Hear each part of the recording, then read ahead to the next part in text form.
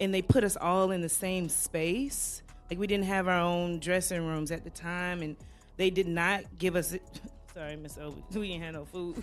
She had no idea. She was like, I heard about it. I'm just tired of working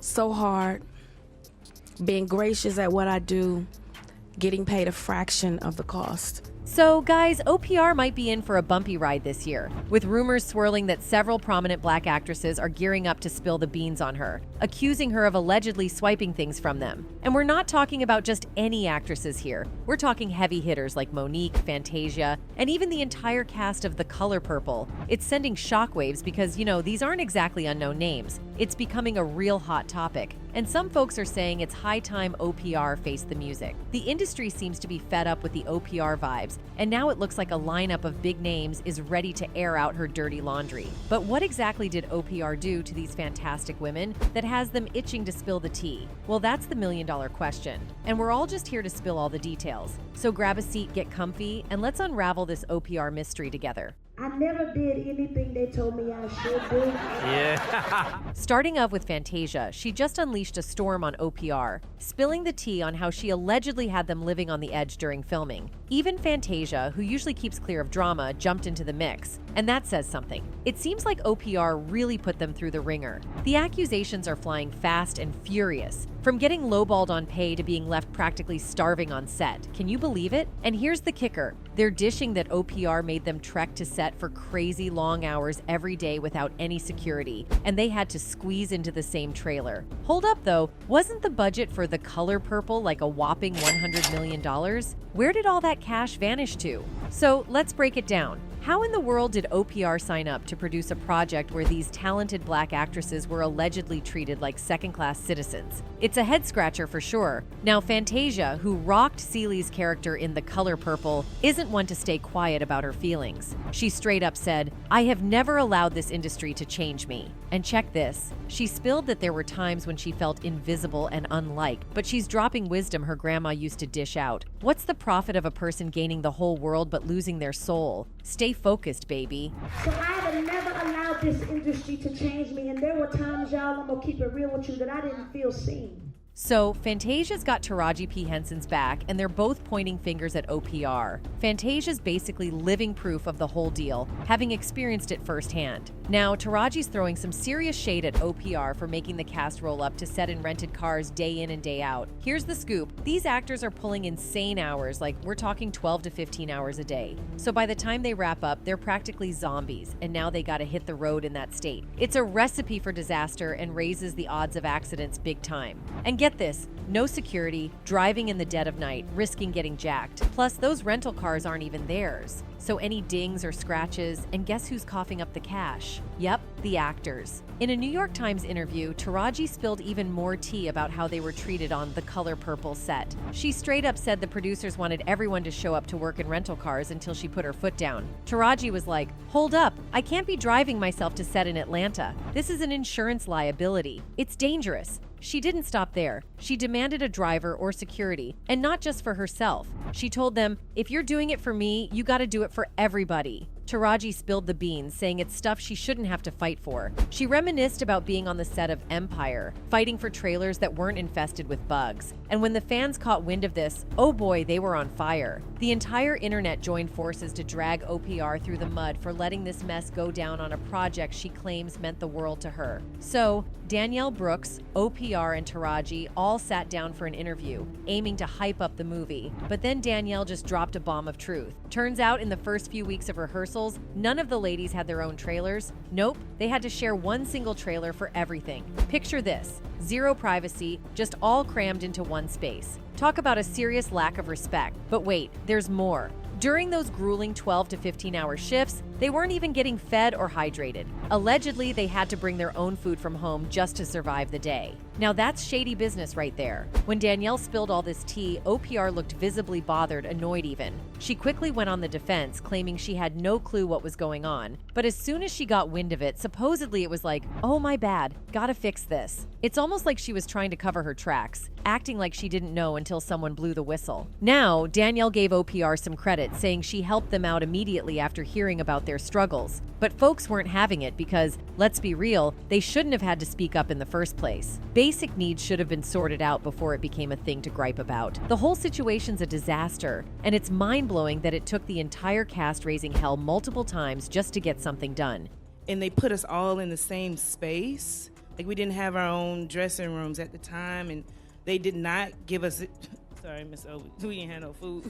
She had no idea. She was like, I heard about it. But here's the kicker. Fantasia's behind the scenes, reportedly backing up everything Danielle and Taraji spilled. Word on the street is that Fantasia isn't going public with her criticism of OPR because they go way back. We're talking 2007 when Fantasia snagged the role of Celie on Broadway. Fantasia's not trying to make OPR an enemy in public, allegedly worried about getting blacklisted like Monique. But behind the scenes, she's apparently writing hard for Taraji and Danielle, supporting everything they've laid down about OPR. All right, let's rewind a bit to the Monique and OPR showdown because folks can't help but draw parallels with what Taraji's going through now. This drama started way back in 2009 when Monique starred in Precious, a movie produced by Oprah and Tyler Perry and directed by Lee Daniels. The real kicked off when OPR and Tyler decided Monique should hit the press circuit for the film without any paycheck. Monique wasn't having it and straight up said, "Nah, not in my contract." According to Monique, she only got a measly $50K for the whole movie, which was barely enough.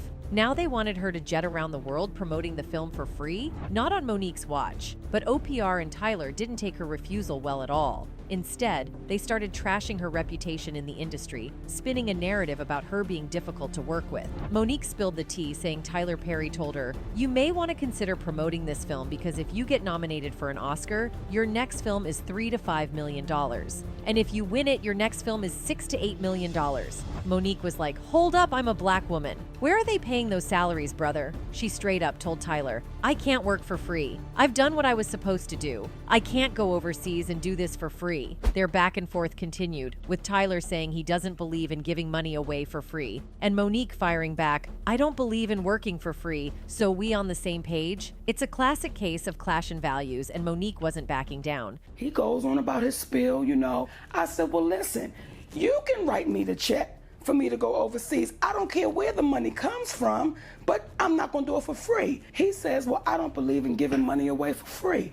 I said, I don't believe in working for free, so we're on the same page. She also claimed Tyler Perry allegedly went the extra mile to mess with her acting gigs. According to Monique, it all went down after she turned down a request to fly to France for the Cannes Film Festival, tied to promoting the movie Precious. So, check it. The movie studio initially asked her to jet off to France, but Monique, with her busy schedule as a talk show host, comedian, and family woman, respectfully declined. They tried to sweeten the deal by offering to upgrade her hotel room, but she and her husband stuck to their guns, saying, "Nah, we're gonna spend this time with our family." When the third call came and they asked, "What's it gonna take to get Monique to France?" her husband straight up asked, "Is there a number associated with it?" That's when they dropped the bomb that they would never pay for anyone to do promotions for a movie. Monique revealed she was paid a mere $50,000 for Precious, and it wasn't about the money. She signed up to do it with her friend. The interviewer dug in, suggesting she needed the money to feed her family and pay bills. And Monique responded, "I think that's what America says. We all say, I can't do it for free." She explained that when the movie studio refused to pay for her Cannes appearance, they didn't make a fuss. But then the reports started flying, painting Monique as demanding and difficult. The whole thing boiled down to a simple request that they understood couldn't be met. But suddenly, Monique found herself labeled, and that's where the drama kicked in. Understood, because what people didn't know was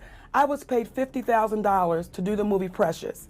And it really wasn't about the money, and I'm not complaining because I signed up to do it with my friend. It says we can't set a precedent and pay you to do this. We didn't have an issue with them. Okay. But that's when the reports came that now Monique is being demanding and she's being difficult. Now, the OPR controversy just keeps on rolling, and now Stephanie Mills is throwing shade, calling out OPR for her actions. Stephanie wasn't holding back, especially when it comes to OPR interviews with the alleged victims from the Leaving Neverland documentary. She didn't mince words, pointing out that OPR interviewed Michael Jackson at his home because he trusted her. Stephanie had some strong feelings about it, saying, "How dare she?" She highlighted the fact that people, including Gayle King, often interview individuals at a vulnerable time, taking advantage of the trust placed in them. According to Stephanie, back in the day, people trusted OPR because she was a black woman coming in for the interviews. But here's where it gets spicy. Stephanie called out OPR for bringing in two guys who were part of Michael's circle, giving them a platform to spout what Stephanie refers to as nonsense, the same things they said in court twice. She's not holding back, wondering, how could you do that? He's not here to defend himself.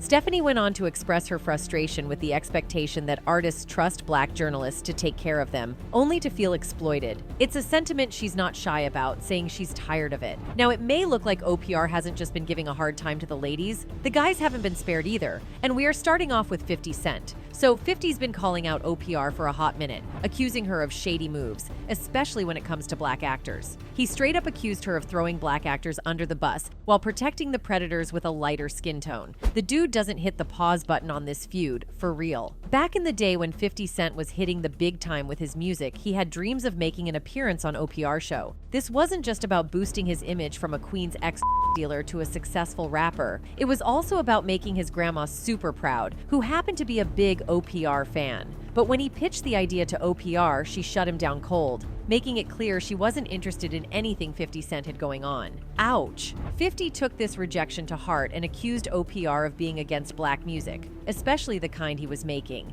He even took his trolling game up a notch by naming his dog after OPR and his cat after OPR ride or die, Gayle King. Now let's talk about this Oreo comment. 50 Cent threw some serious shade OPR way, calling her an Oreo, black on the outside, but supposedly aligned with the white perspective on the inside. Shots fired. This all started when OPR came at 50 for his raw lyrics, claiming he and others were pushing negativity onto the culture. But 50 wasn't having it.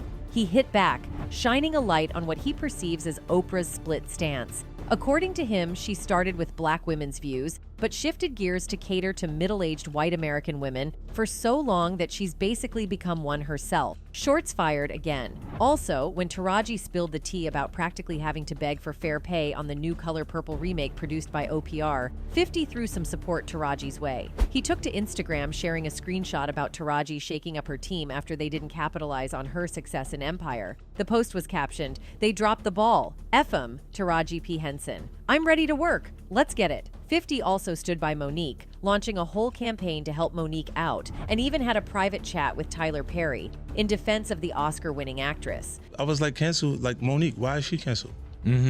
I had to revisit that because it was like, it didn't make sense to me. In a sit-down on Big Boy's Neighborhood in January, 50 spilled the beans about Monique's casting in the second season of his series BMF and how he stepped up to reignite her career. According to 50, he asked Tyler about Monique's cancellation, and Tyler's response was like, "I never told no one not to work with her." But 50 hit him with the real talk, saying, "But you're Tyler Perry, and you never told anyone to." He couldn't wrap his head around why Monique was out of the game for 13 whole years just because of something she said. It's like, nah, I never told no one not to work with her. And I said, but you Tyler Perry, and you never told anyone to. Now, fast forward to March last year, and 50 Cent stepped up, declaring he wanted to see Monique dominating Hollywood again, and he's ready to make it happen. The Candy Shop MC was on a mission. He even called out OPR Winfrey and Tyler Perry, saying they need to apologize for the alleged damage they did to Monique's career. 50 wrote on social media, "I'm sure OPR Winfrey and Tyler Perry would not want to continue to allow their influence to damage Mo's career. And this has gone on for way too long. So now would be a great time to apologize because I'm going to put her back on. I don't miss." Basically, 50 Cent has been in Monique's corner since catching her live during Super Bowl weekend. After giving her props for a killer show, he called out fans for canceling the Parker's actress and made it clear he's on a mission to see her back on top. But 50 Cent isn't the only one who's been on to OPR vibe for a minute. Ludacris had his own run-in with her way back in 2005. So Luda and the crew from Crash hit up OPR show to promote the movie, right? Sounds cool, but nah, OPR had some other plans. Instead of giving Ludacris a chance to talk about his role, she straight up put him on blast for using the N-word in his music. Luda wasn't having it though. In an interview, he spilled the beans saying, "I was there for Crash, the movie." And basically, she said something about not agreeing with my music, but she thought I did great in the movie. Yeah, and basically she said something about not agreeing with my music, but she thought I did great in the movie.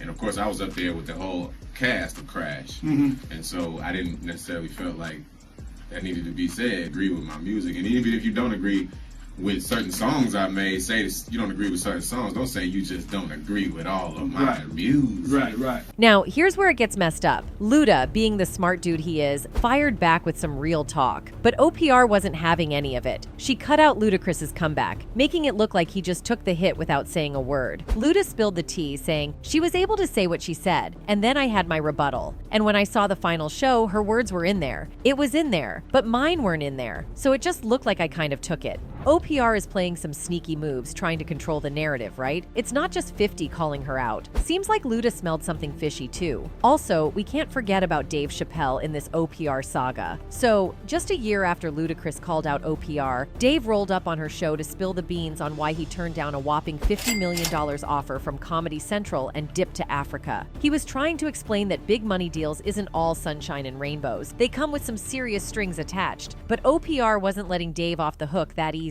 She kept pressing him, trying to make him admit he went off the deep end. Dave was like, "Yo, enough is enough." OPR hit him with questions like, "Colleagues reported you became increasingly paranoid. Would you say you were paranoid?" And Dave, being the legend he is, responded with, "Sure, what's a black man without his paranoia? You win $100 and you're still looking over your shoulder on the subway." OPR, not letting up, asked if Dave went to a psychiatric hospital in South Africa. Dave, with his signature wit, was like, "Who?" OPR, persistent as ever, kept pushing, and Dave laid it out. People around him were pushing for him to take antipsychotic meds, but OPR brushed it off like it was no big deal, repeating that Dave was just stressed and paranoid. Dave wasn't having it though. He spilled more tea, talking about how folks were trying to get him on meds, and he wasn't having any of that control game. He straight up said, "I'm not taking this medicine, man, because I know these people be trying to control you or maybe discredit you. I was afraid." OPR, sticking to her narrative, insisted he was just stressed. Dave kept it real, saying, "No question,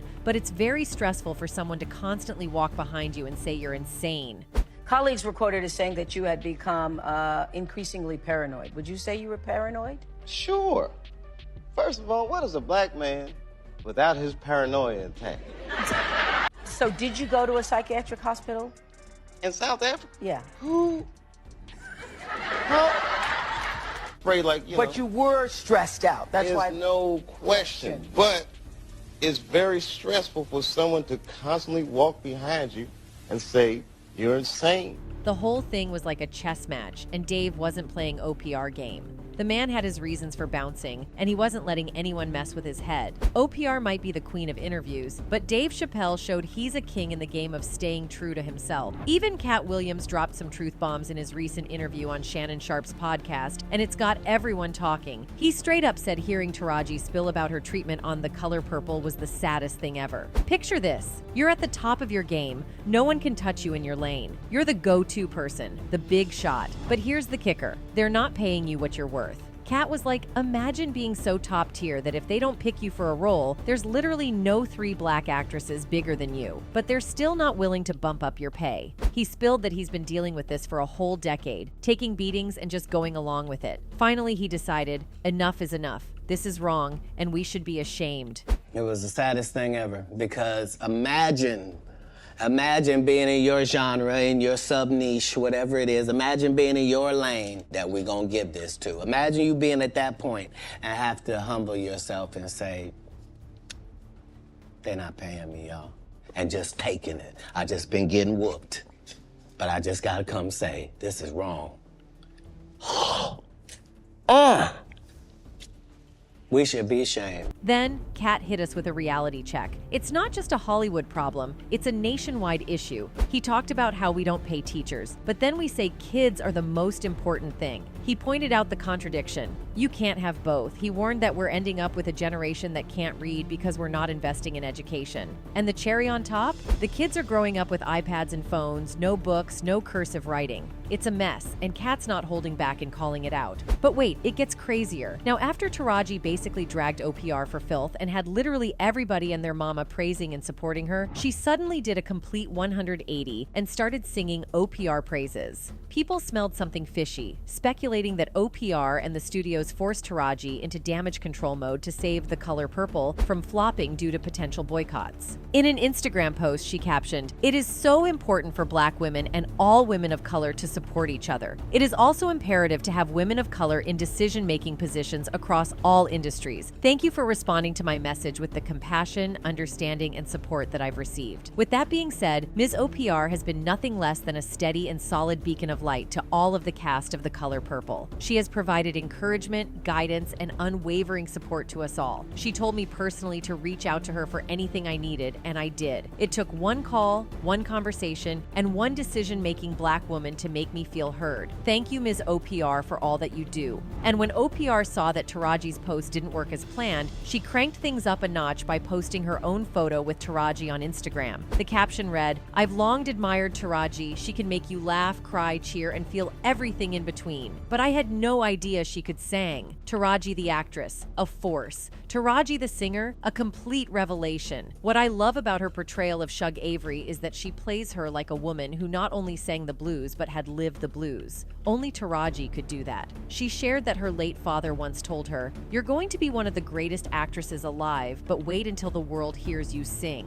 Taraji, the stage is now yours, and I already see the standing ovations for you. I'm fiercely welcoming Taraji to the Purple Sisterhood, and I cannot wait for you to meet her version of Shug. And if that wasn't enough, OPR teased a sit-down interview with Taraji on her show, leaving people wondering if it was just another desperate attempt to salvage her public image. Now fans are crying foul, accusing OPR of orchestrating a PR stunt to save herself. Sources claim OPR is playing dirty, using and manipulating people to serve her own interests. The accusations aren't new. Many who have worked with OPR in the past haven't had glowing reviews. It seems like OPR's track record of using people to get what she wants is catching up with her. So here's what's really grinding everyone's gears about this whole situation. The Color Purple had a whopping $100 million budget. Like serious cash, right? You'd think they'd be throwing it around to make sure the cast was living the good life on set. But nope, OPR and the other big shots apparently decided to tighten the purse strings, skimping on production costs instead of taking care of the cast. Now, some folks are wondering if OPR knew what was going on, but figured the cast would just keep quiet and be grateful for the chance to work with OPR Winfrey. But I want to know what you guys think of all this. Do you think OPR is the she's being allegedly called out to be? And who else do you think OPR might have messed up along the way? Drop your thoughts in the comments and let's keep this conversation going. Catch you in the next video.